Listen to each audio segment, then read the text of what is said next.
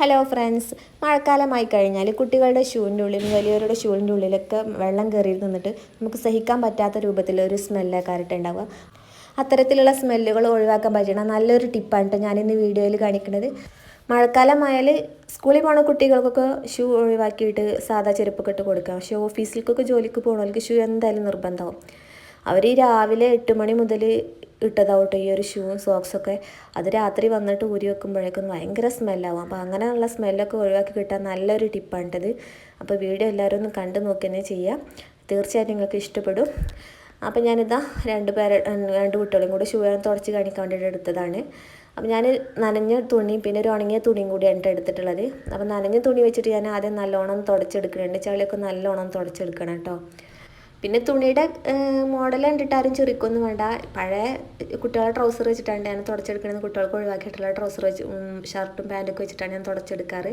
ഇതിനിപ്പോൾ പുതിയ തുണി വേണമെന്നൊന്നുമില്ലല്ലോ, ഒരു കോട്ടൻ്റെ നല്ല വെള്ളം പോരുന്ന ഒരു തുണിയായിരിക്കണം എന്നുള്ളൂ. അപ്പോൾ അത് വെച്ചിട്ട് ഞാനിതാ നല്ലോണം തുടച്ചെടുക്കുന്നുണ്ട്. എന്നിട്ട് പിന്നെ ഉണങ്ങിയ തുണി വെച്ചിട്ട് നല്ലോണം തുടച്ചെടുക്കും കേട്ടോ. അപ്പോൾ നല്ലോണം ഡ്രൈ ആയിട്ട് കിട്ടും ഷൂ ഒക്കെ. അങ്ങനെ ഒരു ജോഡി ഷൂ തുടച്ചതിന് ശേഷം തുണി നല്ലോണം കഴുകിയിട്ടാണ് കേട്ടോ മറ്റേ ജോഡി ഷൂ തുടച്ചെടുത്തിട്ടുണ്ടായിരുന്നത്. അതൊന്നും ഇപ്പോൾ വീഡിയോസിൽ കാണിക്കണ്ടല്ലോ എന്ന് കരുതി അങ്ങനെ 2 ജോഡി ഷൂ നനഞ്ഞ തുണി വെച്ചിട്ടും ഉണങ്ങിയ തുണി വെച്ചിട്ടൊക്കെ തുടച്ചെടുത്തിട്ടുണ്ട്. ഞാൻ ഈ ഷൂ തുടക്കുന്നത് ടേബിളിൽ വെച്ചിട്ടാണ് കേട്ടോ. ടേബിളിൽ വെച്ചിട്ടാണ് ഷൂ ഒക്കെ തുടക്കണമെന്ന് വിചാരിക്കരുത്. നിലം കറുപ്പ് ഗ്രാനൈറ്റ് ആയതുകൊണ്ട്, നിലം റാക്കൊക്കെ തന്നെ കറുപ്പ് ഗ്രാനൈറ്റ് ആയതുകൊണ്ട് ഷൂവും കറുപ്പായി പോയപ്പോൾ വീഡിയോക്ക് ഒരു ക്ലിയർ കിട്ടണില്ല കേട്ടോ. അപ്പോൾ ഞാൻ ക്ലിയർ ഉള്ളിടത്തേക്ക് വന്നതാണ്.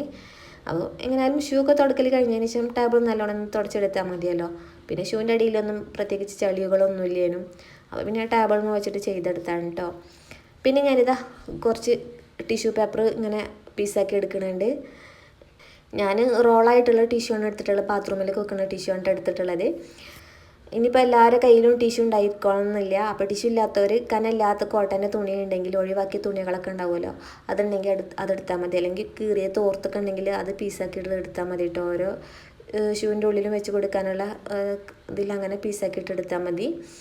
അപ്പം ഞാനിതാ എല്ലാ ഷൂക്കും വെച്ച് കൊടുക്കാൻ വേണ്ടിയിട്ട് അങ്ങനെ പീസാക്കി എടുക്കുന്നുണ്ട്. ഞാനിപ്പോൾ ആദ്യം 2 ഷൂവിൻ്റെ ഉള്ളിലാണ് വെച്ച് കൊടുക്കുന്നത്. അപ്പോൾ അതിനുള്ളത് ഇങ്ങനെ പീസാക്കി എടുക്കുകയാണ്. ഇങ്ങനെ കനമില്ലാത്ത ടിഷ്യൂ പോലത്തെ തുണി ഉണ്ടാവും കേട്ടോ. നമ്മളെ ചുരിദാറിൻ്റെ ഒക്കെ ഉള്ളിലുള്ള ലൈനിങ് ഉണ്ടാവുമല്ലോ, ആ ലൈനിങ് കോട്ടൻ്റെ ലൈനിങ് ആണെങ്കിൽ നല്ല കനമില്ലാത്ത ലൈനിങ് ആക്കാരം. അതൊക്കെ ഒഴിവാക്കിയിട്ടുണ്ടെങ്കിൽ അതൊക്കെ എടുത്താൽ മതി കേട്ടോ. അങ്ങനെ ഞാനിതാ ഒരു ജോഡി ഷൂവിൻ്റെ ഉള്ളിലേക്കുള്ള ടിഷ്യൂ പേപ്പർ ഇങ്ങനെ നിവർത്തി വെച്ചിട്ടുണ്ട്. അതിലേക്ക് ഞാനിതാ 1 ടേബിൾ സ്പൂൺ കടുക് എടുക്കുന്നുണ്ട്.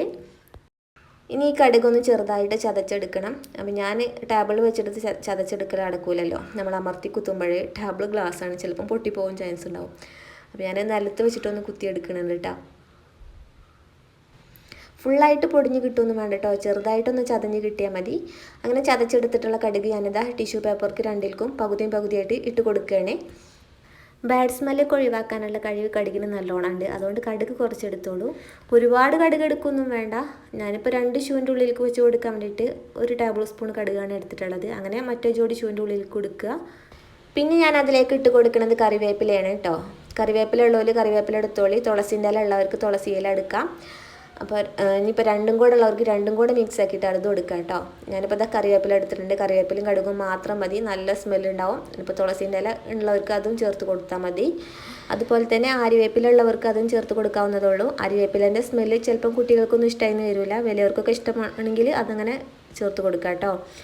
ഞാനിപ്പോൾ ഇവിടെ കറിവേപ്പില ഒന്ന് ചെറുതായിട്ടൊന്ന് ചതച്ചെടുക്കുന്നുണ്ട്. ചെറുതായിട്ടൊന്ന് ചതച്ചെടുത്താൽ മതി കേട്ടോ. വേപ്പിലയുടെ സ്മെല്ല് ടിഷ്യൂവിൻ്റെ ഉള്ളിൽ നിന്ന് പുറത്തേക്ക് കിട്ടാൻ വേണ്ടിയിട്ടാണ് ചെറുതായിട്ടൊന്ന് ചതച്ചെടുത്തിട്ടുള്ളത്.